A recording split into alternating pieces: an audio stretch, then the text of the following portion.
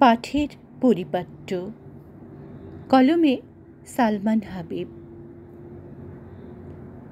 সবটুকু পড়তে নেই, আবার পড়ব এমন আগ্রহ বাঁচিয়ে রাখার জন্যে হলেও কিছু অপাঠ্য রেখে দিতে হয়।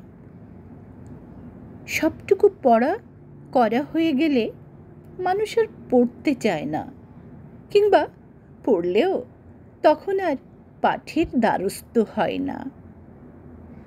দূর থেকে মুখস্থ বুলি আওড়াতে থাকে, কাছে আসে না।